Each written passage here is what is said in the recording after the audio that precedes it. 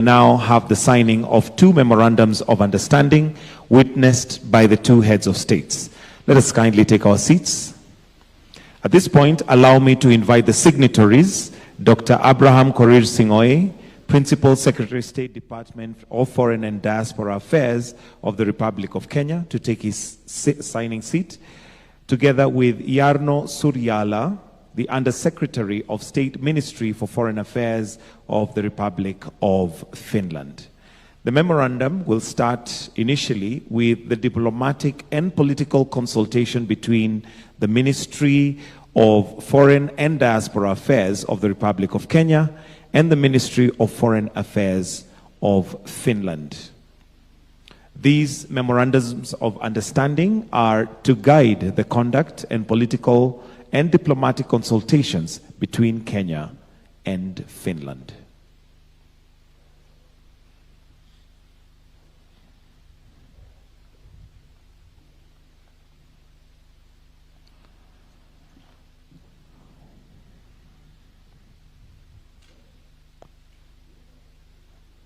After the signing, we'll request that they'll also just stand up for a brief photo opportunity after they swap their documents and sign. Again, this is diplomatic and political consultations between the Ministry of Foreign Affairs and Diaspora Affairs of the Republic of Kenya and the Ministry of Foreign Affairs of Finland to guide the conduct and political and diplomatic consultations between the two countries.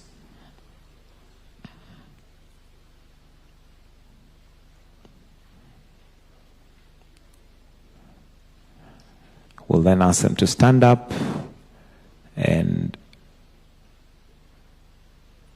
kindly face the cameras also. Thank you. We may withdraw those two. We have another memorandum of understanding, and it's by the two signatories, so you may take your seats. This is cooperation in peace, mediation, and conflict resolution. And these memorandums of understanding are to establish a framework for sharing knowledge and best practices in order to strengthen mutual capacity in peace mediation and conflict resolution between the two countries. Again, it's to establish a framework for sharing knowledge and best practices in order to strengthen mutual capacity in peace, mediation, and conflict resolution.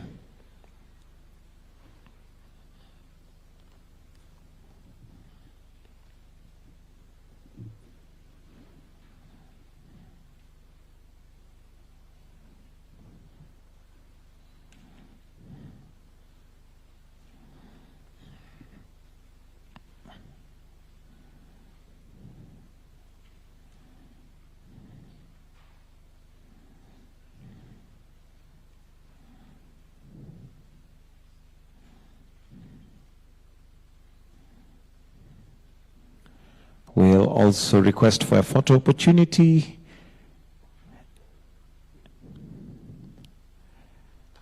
Wonderful. A warm clap. This far we have come.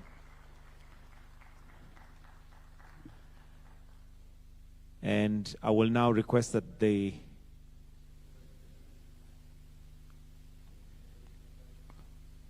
request that the signatories will now take their seats, and we request their excellencies to take their positions in the podium. We'll now have a joint press briefing from His Excellency Dr. William Samoei Ruto and His Excellency Alexander Stubb, President of the Republic of Finland. Your Excellencies, over to you.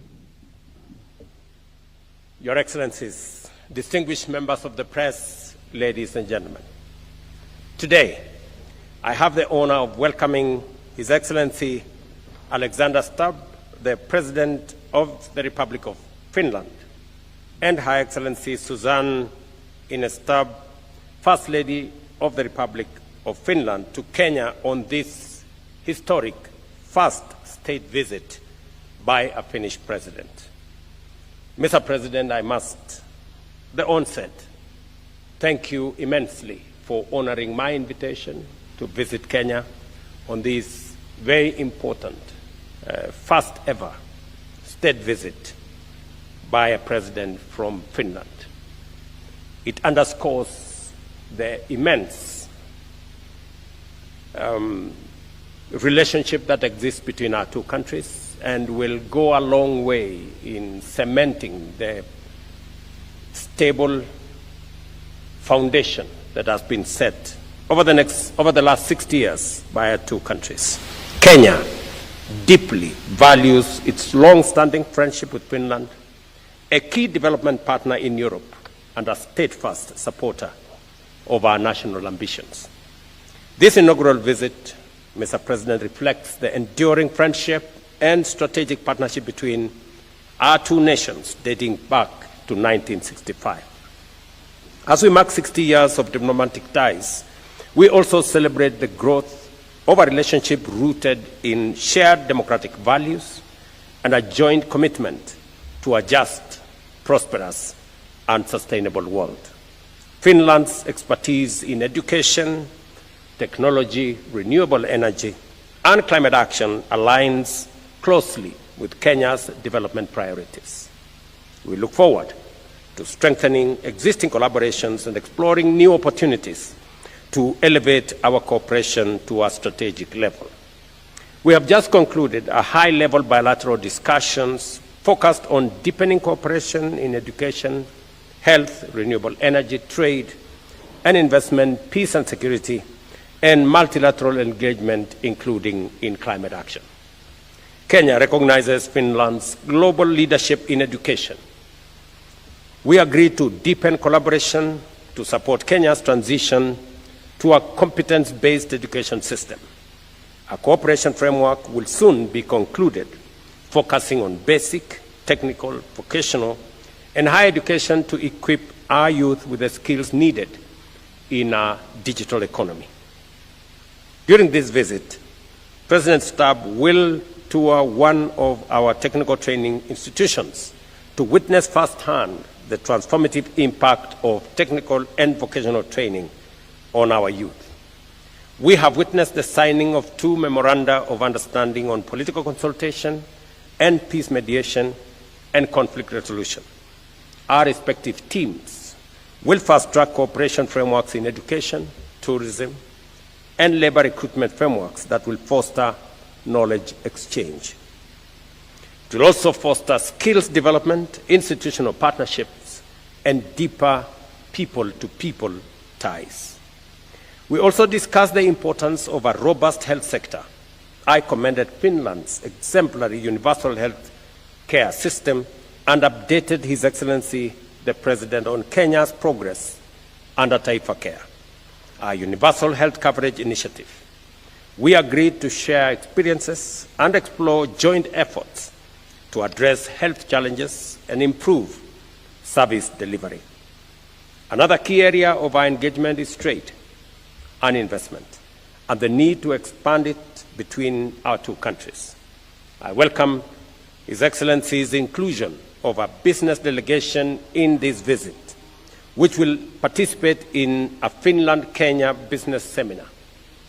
This underscores our shared commitment to deepening private sector engagement and unlocking mutually beneficial opportunities. Our two nations remain committed to the effective implementation of the Kenya-EU Economic Partnership Agreement, which came into force June last year. Our meetings also identified forestry as a key area of collaboration. I commended Finland for maintaining a forest cover of 75% of its land mass, and we will collaborate closely to draw on Finland's expertise as we pursue our ambition of achieving 30% forest cover by planting 15 billion trees by 2032. We equally look forward to learning from Finland's expertise in sustainable forest management, reforestation technology, biodiversity conservation, and balancing economic and environmental goals. At the multilateral level, we reaffirmed our shared commitment to a rules-based international order and fair, inclusive financing for sustainable development. We also pledged continued support for global climate action and I briefed President Stubb on the outcomes of the Africa Climate Summit held in Nairobi in September 2023, including Africa's commitment to leading green energy transition. We recognize the alignment between Finland's climate diplomacy and Kenya's ambition to achieve 100% clean energy by 2030. We agreed to strengthen partnerships in climate-smart agriculture, renewable energy, and biodiversity conservation. In our discussions, we also addressed pressing global and regional security concerns. We noted the devastating impact of conflict on livelihoods and sustainable development and reaffirmed our commitment on mobilizing international support for peace efforts in the Horn of Africa and the Great Lakes region. I also assured President Stubb of Kenya's continued advocacy for dialogue as a path to resolving the Russia-Ukraine conflict. As we embark on this historic first visit by a Finnish president to Kenya, we reaffirm our commitment to strengthening Kenya-Finland relations for the mutual benefit of our two peoples.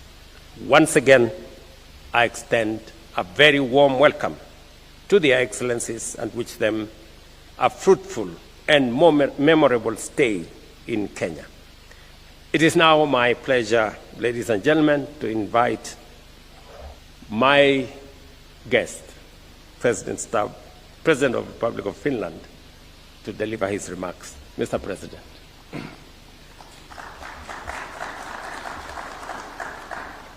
Mr. President, Your Excellency William, thank you very much for the warm welcome that I've received here personally together with Suzanne and then our delegation.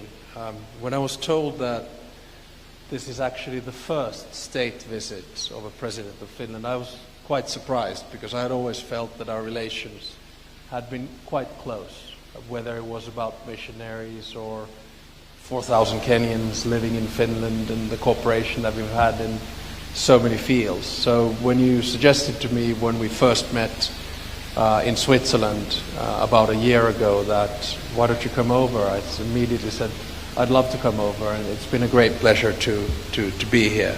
We have a long history together, and I'm sure that we have a good future together as well. For Finland, Kenya is a very strong supporter of multilateralism and a promoter of regional peace and security, but also a country with a global voice. Whether it's Russia's war of aggression in Ukraine or whether it's issues in the Middle East, Kenya has always been one of those pillars of peace, and that's why I'm especially happy that we have signed the Memorandum of Understanding linked to peace mediation. Finland and Kenya, as I noted, have had long-term good relations, and we share, I think, building a multilateral world. Finland is a small country. We're 5.6 million. Compare that with Kenya, 56 million. I think we live in a world where the world order is changing. It'll take about 5 to 10 years for it to settle down, and there will be a set of key states which decide whether we tilt towards multilateral cooperation or perhaps a bit more multipolar transaction. And Kenya is certainly one of those countries. India, obviously, another one, or say Brazil in Latin America. So it's been a great privilege to listen to your analysis about the regional conflicts and how we can work common interests linked to peace and development together.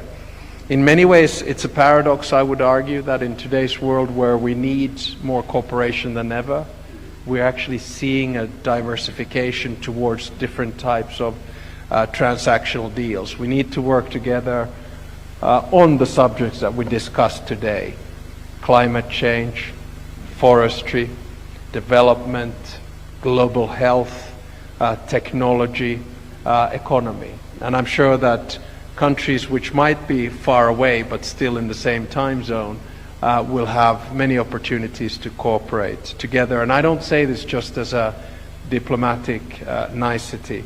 Finland is seeking close partners and Kenya will certainly be one of them. I'm also happy that we have a big business delegation here today, because I do think that driving business interests, cooperation, is a good way forward, whether it's in the green economy, digitalization and technology, infrastructure, healthcare, or agriculture and agribusiness. My final point is to say that William and I had the opportunity to first have bilateral discussions where we were able to deal with a broad range of issues, whether global, regional, or bilateral. We also talked about the big shifts that we're seeing worldwide in democracy in today's world. We talked about NGOs and the importance of their role in society. We have to remember that democracy is something that you not only have to protect, but you have to work at all times. And I think William and I share that goal. And we feel very strongly that working towards more liberal democratic societies where the rule of law is the basis and foundation, where human rights are at the center of whatever we do, is the best way to push the dossier forward. And this is something that William and I not only discussed but share. So finally, I want to thank you for the opportunity to be here and all the work that we have done together so far and all the work that we do in the future. The nice thing with modern diplomacy is that we shared numbers already a year ago, so we're in constant contact anyway. Thank you very much. That's correct.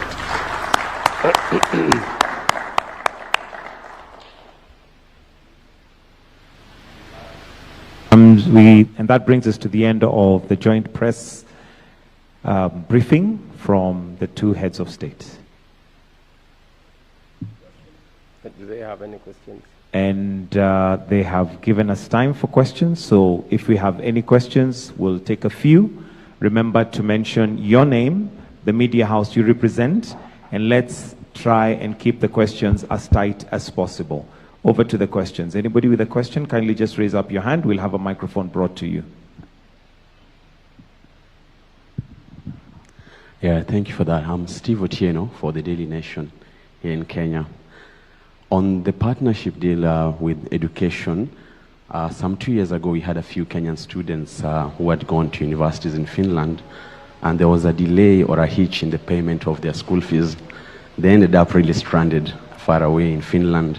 So will you expect to see a bit better handling of them next time when such a scenario happens? I understand also Finland, until recently you were non-allied to NATO, but you did so when Moscow went to Kyiv. And we saw the Finnish people a bit happy. And you are also trying to help us with regional stability. What are some of the key lessons you're going to learn from you, especially going by your good army, with the long border you share with Russia? Thank you. Sure. I mean, two very good questions, rather diverse. On the first one, I don't know the specific case, but of course, anytime there are delays in students entering Finland, I find that to be quite unfortunate. Fortunately, we have a very good university system which attracts a lot of students, and I would hope, of course, that in the future we get more Kenyan students as well. But any kind of delays, and hopefully students not getting stranded, in my mind is unacceptable. On the second question, indeed, in today's world, we live in turbulent times, in a time when the world order is changing. And we felt in Finland, which has a 1,340 kilometer long border with Russia, that it's always good to have friends. Now, after the Cold War ended, we joined the European Union, which became our values base. But we did not join NATO at the time for a number of reasons. But I think the Finnish people felt that when Russia and Putin aggressively attacked Ukraine on the 24th of February 2022, we had to join an alliance. So NATO membership previously in opinion polls was 50 against 20 in favor. And in an opinion poll over 3 nights, the 23rd, 24th, and 25th of February in 2022, it reversed. And now we're talking about support figures for NATO between 70 and 80%. So there was this feeling that we had experienced a similar attack from the Soviet Union in 1939, 1944. So there's a close emotional attachment to what Ukraine was undergoing. After World War II, we retained our independence, but we lost our sovereignty and 10% of our territory. And we don't want the same thing to happen for Ukraine. Are there any lessons? I think conflicts are quite different depending on where you are. They all have their own DNA. But there's one lesson I think generally that we have learned throughout our history, is that in order for you to be able to live in peace and prevent war, you have to prepare for it. There's a reason why we have obligatory military service and 900,000 men and women who've done it. And there's a reason why we have 280,000 men and women in reserves and one of the largest militaries in Europe. And as I always say, the reason is not Sweden.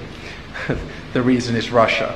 And we have been able to maintain peace with Russia and will continue to do so ever since World War II, just by having a deterrence system which is strong enough. And now, of course, us, together with Sweden, joining NATO was the icing on the cake. On the first question, on matters to do with education and some of the Kenyan students who unfortunately got stranded in Finland, I'm happy that there was eventually, it was a very unfortunate situation, and some officials in Kenya are undergoing accountability mechanisms to make sure that whatever happened to those students, whoever was involved, are held to account. But on a positive note, the universities in Finland were kind enough to accommodate the students and to provide for them to conclude their education on an agreed framework. And I think it shows the depth and form of the relationship between our two countries. And I must, through you, Mr. President, thank the universities in Finland for their understanding and them facilitating the Kenyan students to complete their courses.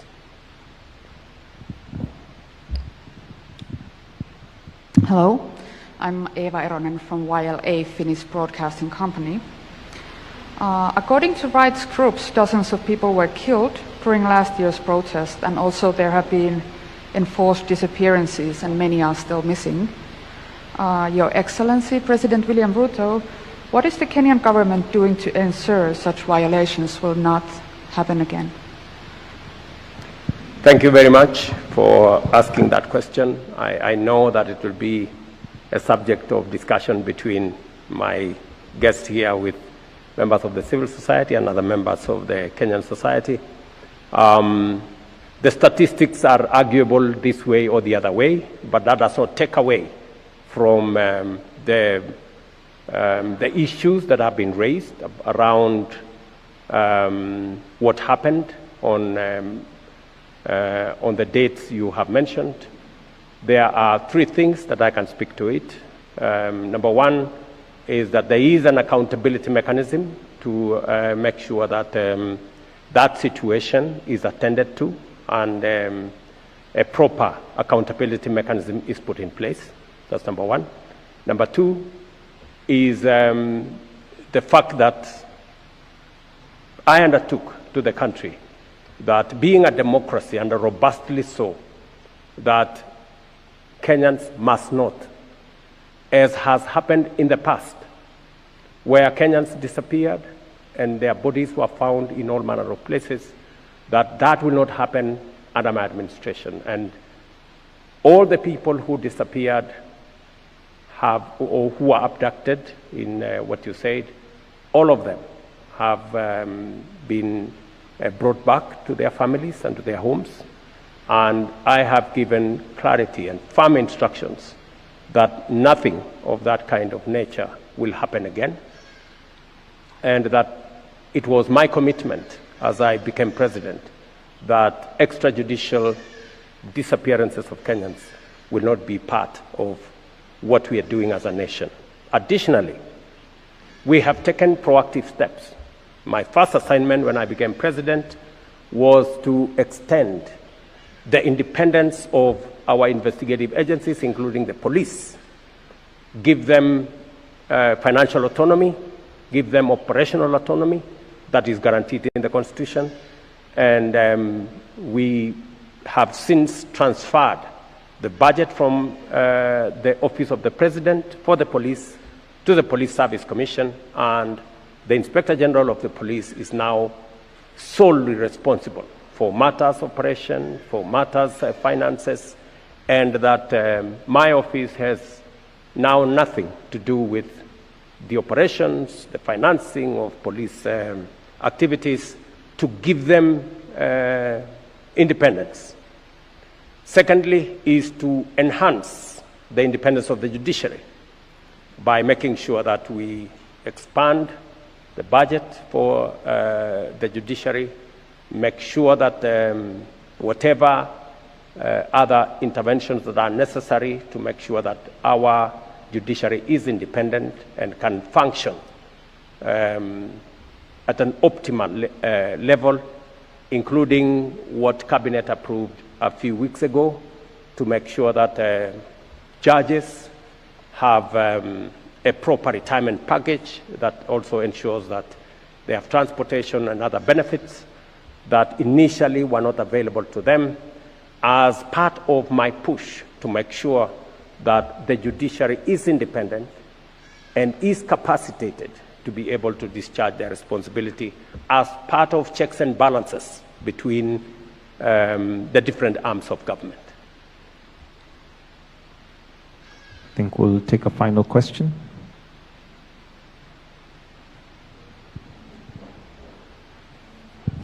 Your Excellencies, President Stubb and the host, President William. My name is Seth Olale from Citizen TV. My question is about what happens after university. What are some of the opportunities and the channels that young people can explore, in particular using technology, artificial intelligence? I know that Kenya has made a tremendous extension in having young people get online jobs, but in as far as Finland is concerned, how can the youth in Kenya, after they finish education without necessarily being employed in both the private and the public sector, how can they self-employ themselves using technology? Thank you. Thanks. Obviously, a very big question, and I'll try to condense it to saying that I think we now live in the midst of the fourth industrial revolution, which is essentially a technological revolution which has greater speed than any revolutions that we've had previously. So when you combine things such as robotization or artificial intelligence or biotechnology or quantum computing, we are raising the pace of societal change to a point whereby traditional jobs or traditional professions will change.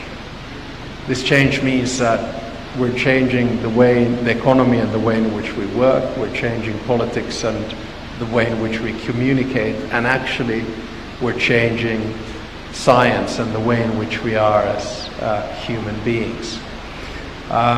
If we try to give the youth a perspective to say that go into one trade and that'll be your lifelong calling, I think we would be twisting the truth. I mean, I have two youngsters, I guess I can call them nowadays, who are 23 and 21. And what I try to tell them is that their careers are going to be very different from the careers of their parents. So Suzanne, my wife, is a lawyer. She had a legal profession and stuck to it. My profession or calling was in international relations, and I've always been able to move back and forth. But we don't know what the job market is going to be, 5 years from now, let alone 10 years ago. Just go back 10 years and everyone said you need to learn coding. And now we know that artificial intelligence does the coding for us.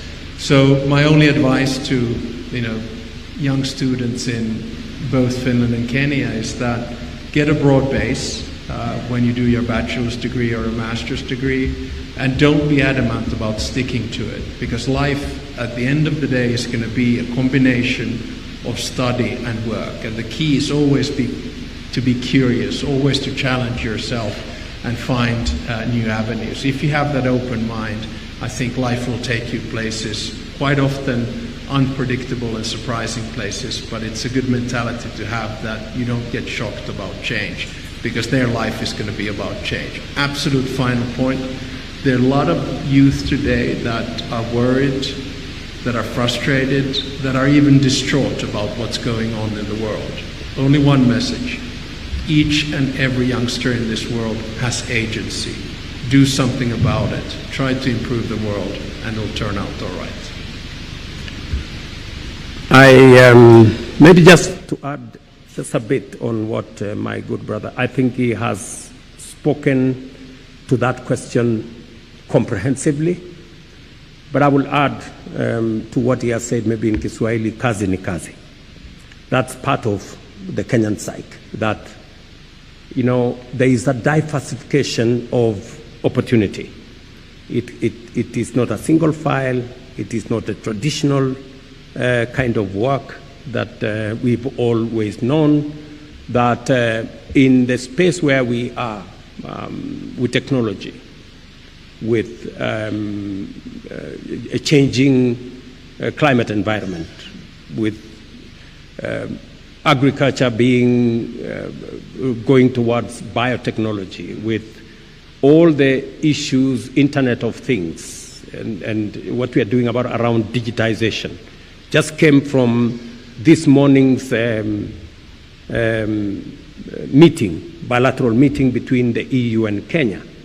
And the focus of the meeting was digitizing trade, opening new opportunities for people to work differently.